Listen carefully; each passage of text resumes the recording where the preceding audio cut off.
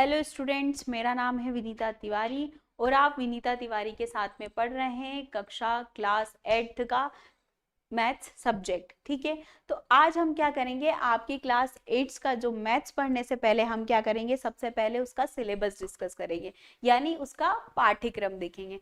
तो आइए हम देखते हैं कि आपकी क्लास 8 में टोटल कितने चैप्टर्स हैं और उन चैप्टर्स में कितने कितने टॉपिक्स हैं और हमें कौन कौन से टॉपिक्स पढ़ना है। ठीक है, अब हम देखते हैं आपका अध्याय 1। क्या नाम है उसका? अध्याय 1 है जिसका नाम है परिमेय संख्या। इसमें बच्चों आप मेरे द्वारा आपको बताया जाएगा कि परिमेय संख्या क्या होती है। मान लीजिए आपके पास में एक संख्या है जो किसके फॉर्म में है, P अपॉन Q।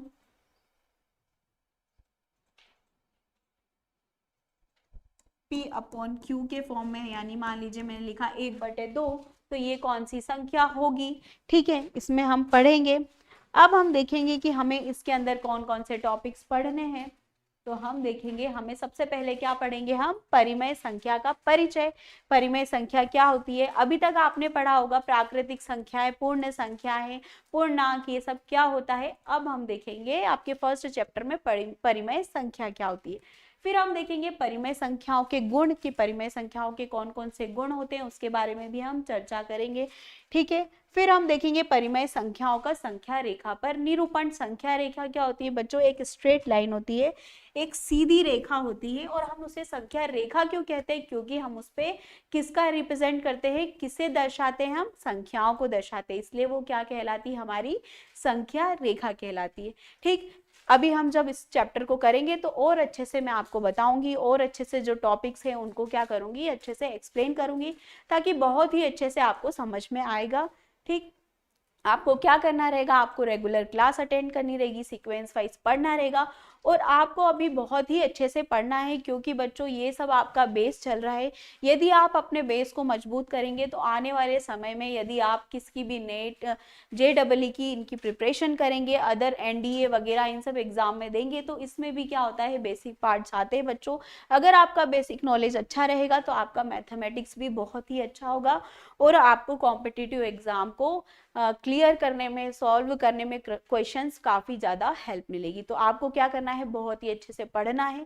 ठीक, अब हम देखते हैं, अब क्या देखेंगे, नेक्स्ट में देखेंगे दो परिमेय संख्याओं के बीच की परिमेय संख्या, दो संख्याओं के बीच की परिमेय संख्या देखेंगे।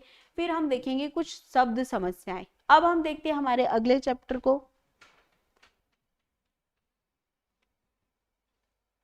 तो जो दूसरा अध्याय हम पढ़ेंगे उसका नाम है एक चर में रेखिक समीकरण। इस अध्याय में मेरे द्वारा आपको बताया जाएगा चर और अचर क्या होते हैं बच्चों, फिर हम उसके रेखिक समीकरण के बारे में बात करेंगे। आइए हम देखते हैं उसमें हमें कौन कौन से टॉपिक्स पढ़ने हैं। तो सबसे पहले हम वही परिचय देखेंगे कि चर क्या होते हैं, अचर क्या होते हैं। फिर हम देखेंगे ऐसे समीकरणों को हल करना जिनके एक तरफ क्या है, रेखिक अभिव्यक्ति है, और दूसरी तरफ क्या है बच्चों, दूसरी तरफ है संख्याएं। ठीक है, उसके बाद हम देखेंगे ऐसे समीकरण को हल करना देखेंगे जिसमें दोनों तरफ क्या है, दोनों तरफ चर होंगे। ठीक, उसके बाद हम देखेंगे समीकरणों को सरल रूप में कम करना, हल कैसे करेंगे, समीकरणों को हल करना देखेंगे। आइए अब हम देखते हैं अगले अध्याय को, कि आपका अगला अध्याय क्या है। तो अध्याय 3, उसके बाद क्या करेंगे, हम अध्याय 3 को पढ़ेंगे जिसका नाम है चतुर्भुजों को समझना। यहाँ पे क्या बताया जाएगा, मेरे द्वारा आपको बताया जाएगा चतुर्भुज क्या होते हैं, इनका परिचय देखेंगे। आइए हम इसके टॉपिक्स पे देखते हैं कि इसके टॉपिक्स कौन कौन से हैं। हम देखेंगे चतुर्भुज का परिचय, कि चतुर्भुज होते क्या है, ये मेरे द्वारा आपको बताया जाएगा बच्चों। फिर हम देखेंगे कि बहुभुज, बहुभुज क्या होते हैं, इसे भी पढ़ेंगे। फिर हम देखेंगे, इसके बाद में देखेंगे बहुभुज के बाह्य कोणों की मापों का योग। इसमें हम इस चैप्टर में मैं आपको बताऊंगी कि बाह्य कोण क्या होते हैं, आंतरिक कोण क्या होते हैं बच्चों, और फिर हम देखेंगे कि बहुभुज के बाह्य कोणों के मापों का योग भी देखेंगे।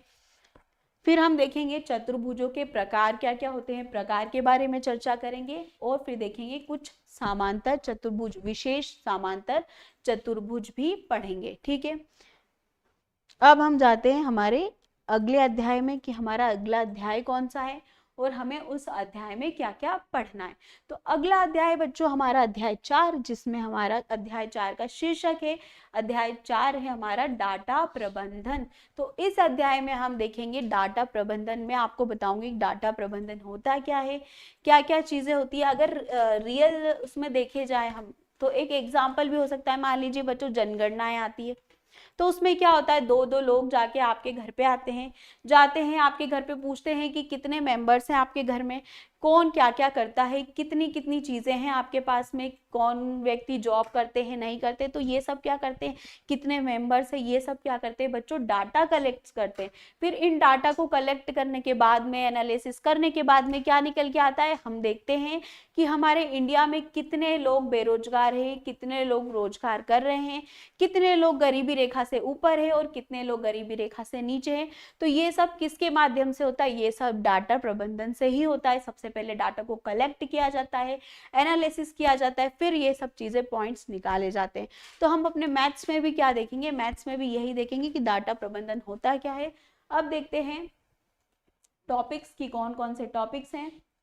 तो टॉपिक्स है वही, सबसे पहले परिचय देखेंगे, उसके बाद देखेंगे जानकारी की तलाश, मतलब किस टाइप से होगा, फिर देखेंगे डाटा को व्यवस्थित करना, कैसे डाटा को हम व्यवस्थित करेंगे, डाटा को सामूहिकृत करना देखेंगे, ग्राफ देखेंगे अलग अलग कि सर्कल ग्राफ, पॉइंट ग्राफ, ये सब क्या होते हैं, इन सब के बारे में हम क्या करेंगे इस चैप्टर में बहुत ही अच्छे से पढ़ेंगे। बहुत ही मजा आने वाला है आपको पढ़ने में, बहुत ही अच्छा लगेगा। बस आपको क्या करना पड़ेगा, कंटिन्यूटी बनानी पड़ेगी, अच्छे से पढ़ना पड़ेगा बच्चों, तभी क्या होंगे आपके अच्छे से कॉन्सेप्ट भी क्लियर होंगे और मार्क्स भी अच्छे से आएंगे। साथ ही साथ आपको बताया जाएगा कि आपको क्वेश्चन का प्रेजेंटेशन कैसे करना है, आपको जब भी क्वेश्चन को सॉल्व करना है तो किस तरह से करना है, ताकि आपका नॉलेज भी बढ़े और क्या हो, आपका मार्क्स भी आए। ठीक, अब हम देखते हैं हमारे अगले चैप्टर की ओर। तो हमारे पास जो अगला अध्याय है हमारा, वो क्या है, अध्याय 5। इसमें क्या है, इसका नाम है वर्ग और वर्गमूल। इसमें क्या पढ़ेंगे बच्चों, हम वर्ग और वर्गमूल के बारे में पढ़ेंगे। देखते हैं हमारे पास कौन कौन से टॉपिक्स है। तो परिचय है, फिर वर्ग और वर्गमूल, वर्ग संख्याओं के गुण, कुछ और दिलचस्प पैटर्न भी देखेंगे हम। फिर देखेंगे किसी संख्या का वर्ग ज्ञात करना है तो उसको कैसे ज्ञात करते हैं। ठीक, फिर देखेंगे वर्गमूल, दशमलव के वर्गमूल। अभी हमने क्या पढ़ा था, दशमलव संख्याएं पढ़ी थी। इस पिछले जो कक्षाएं थी आप ये पढ़ के आए थे संख्याएं। अब क्या करेंगे, आप इसका वर्गमूल कैसे निकाल पाएंगे, वो सब भी क्या करेंगे हम इस अध्याय में पढ़ेंगे। अब हम देखते हैं कि हमारा अगला अध्याय है अध्याय 6, जिसका नाम है घन और घनाभ।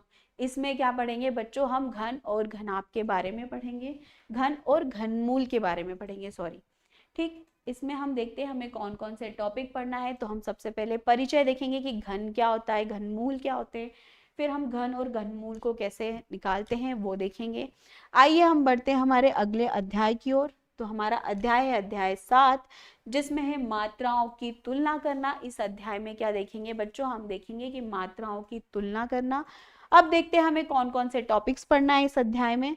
तो हमारे पास इस अध्याय में हम पढ़ेंगे रिकॉलिंग, अनुपात और प्रतिशत। आपने जो पढ़ा होगा उसको फिर से हम देखेंगे कि अनुपात कैसे निकालते, प्रतिशत क्या होता है। फिर देखेंगे वृद्धि और कमी, प्रतिशत का पता लगाना कि किसी चीज में वृद्धि अगर हो रही तो उसको कैसे पता लगाएंगे, कि कैसे सॉल्व करके, और कमी हो रही तो कैसे पता लगाएंगे। फिर हम देखेंगे खरीद और बिक्री से संबंधित जो लाभ और हानि के प्रश्नों को देखेंगे कि कोई भी चीज आपने इतने में खरीदी तो आपको क्या हुआ, कहीं से और से भी ली तो लाभ हुआ या हानि हुई, तो आप कैसे पता लगा सकते हैं इसको, ये भी आपको देखना है। और इस चैप्टर में तो बच्चों आपको बहुत ही अच्छे से पढ़ना है। क्यों, क्योंकि ये जो आपको पढ़ाया जा रहा है ये आपके लाइफ टाइम काम आने वाली चीजें हैं। लाइफ टाइम अगर आप पता चल जाएगा आपको कि किस तरीके से निकालना है, प्रतिशत कैसे निकालते हैं, लाभ और हानि का कैसे पता चलता है, तो ये आप जब तक जीवित रहेंगे जब तक ये आपके काम आने वाली चीजें हैं। इसलिए आपको क्या करना है, बहुत ही अच्छे से पढ़ना है, बहुत ही ध्यान से पढ़ना है। ठीक है, फिर हम देखेंगे, क्या देखेंगे कि बिक्री, कर, मूल्य वर्धित कर वस्तु, सेवा कर, चक्रवृद्धि ब्याज, ये सब इसके बारे में भी पढ़ेंगे हम। वार्षिक या अर्धवार्षिक रूप से संयोजित दर, ब्याज, इन सभी के बारे में क्या करेंगे बच्चों, हम चर्चा करेंगे इस अध्याय में।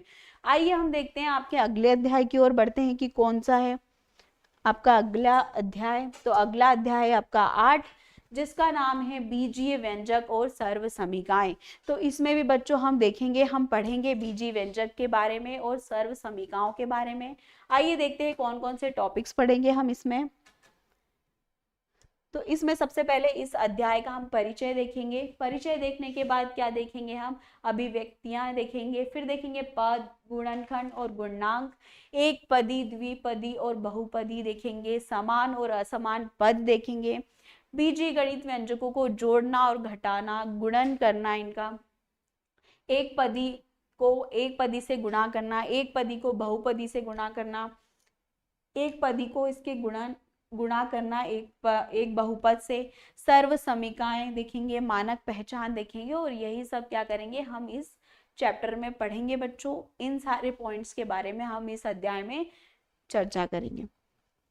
आगे बढ़ते हैं हमारे अगले अध्याय की ओर। तो अध्याय हमारा 9, जिसका शीर्षक है क्षेत्रमिति। इस अध्याय में हम क्षेत्रमिति के बारे में पढ़ेंगे बच्चों। आइए हम देखते हैं कि कौन कौन से टॉपिक्स है इस अध्याय में। और तो सबसे पहले इस अध्याय का परिचय, फिर हम देखेंगे समलंब का क्षेत्रफल, समांतर चतुर्भुज का क्षेत्रफल, बहुभुज का क्षेत्रफल, ठोस आकार, घन घनाभ बेलन का पृष्ठीय क्षेत्रफल कैसे निकालते हैं, घन घनाभ और बेलन का आयतन कैसे निकालेंगे, ये सब क्या पढ़ेंगे हम, ये सब पढ़ेंगे हम इस अध्याय में। क्षेत्रफल और आयतन निकालना, घन घनाभ, इन सभी का। अब हम देखते हैं हमारा अगला अध्याय कौन सा है। तो हमारा अगला अध्याय 10, जिसका नाम है घातांक और घात। यहाँ पे हम किसके बारे में पढ़ेंगे बच्चों, इस अध्याय में हम पढ़ेंगे घातांक और घात के बारे में। ठीक है, तो इसके टॉपिक्स देखते हैं हम। तो इसके टॉपिक्स है हमारे पास में सबसे पहले वही परिचय देखेंगे हम इस अध्याय का कि घातांक और घात क्या होते हैं। फिर हम देखेंगे ऋणात्मक घातांक वाली घातें। ठीक है, फिर हम पढ़ेंगे घातांक के नियम क्या क्या होते हैं। ठीक है, छोटी संख्याओं को मानक रूप में व्यक्त करने के लिए घातांक का उपयोग, ये देखेंगे। ठीक है, इन सारे टॉपिक्स के बारे में हम क्या करेंगे बच्चों, इस अध्याय में पढ़ेंगे। ठीक, आइए हम अपना अगला अध्याय देखते हैं कि हमारा अगला अध्याय कौन सा है। हमारा अगला अध्याय 11, जिसका शीर्षक है प्रत्यक्ष और व्युत्क्रम अनुपात। इसके बारे में हम पढ़ेंगे। ठीक, अब देखते हैं हमारे पास कौन कौन से टॉपिक्स हैं, किन किन टॉपिकों के बारे में हम पढ़ेंगे। तो सबसे पहले वही कि हम इस जो हमारा ये अध्याय है इसका परिचय देखेंगे कि क्या होता है, क्या क्या चीज़ें हैं। फिर हम देखेंगे प्रत्यक्ष अनुपात, व्युत्क्रम अनुपात, इनके बारे में भी पढ़ेंगे। आइए हम अपने अगले अध्याय की ओर चलते हैं। तो हमारा अगला अध्याय 12, जिसका शीर्षक है गुणनखंड। तो इस अध्याय में क्या पढ़ेंगे बच्चों, हम गुणनखंड के विषय में पढ़ेंगे। सबसे पहले हम परिचय देखेंगे, गुणनखंड होते क्या है। ठीक है, फिर होगा बीजीय गणित व्यंजकों का विभाजन कैसे करना है। फिर हम देखेंगे बीजीय गणित व्यंजकों का विभाजन जो करेंगे वो बहुपद के रूप में कैसे करेंगे।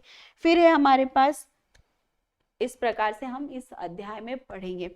अब हम देखते हैं हमारा अगला अध्याय कौन सा है। तो हमारा अगला अध्याय बच्चों अध्याय 13। इसमें हम क्या करेंगे, ग्राफ का परिचय देखेंगे। ग्राफ कौन कौन से होते हैं उसके बारे में देखेंगे। आइए हम टॉपिक्स देखते हैं इसके। तो टॉपिक है बच्चों, सबसे पहले ग्राफ के बारे में देखेंगे, पढ़ेंगे क्या होता है, परिचय देखेंगे। फिर हम देखेंगे रेखिक ग्राफ क्या होते हैं।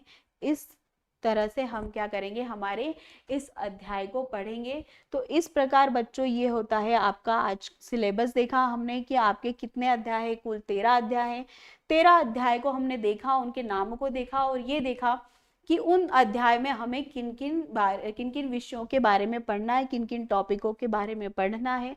अब कल से हम शुरू करेंगे बच्चों अपना पहला अध्याय, जिसका नाम है परिमेय संख्या। ठीक है, आज हमने हमारा ये सिलेबस पूरा देख लिया।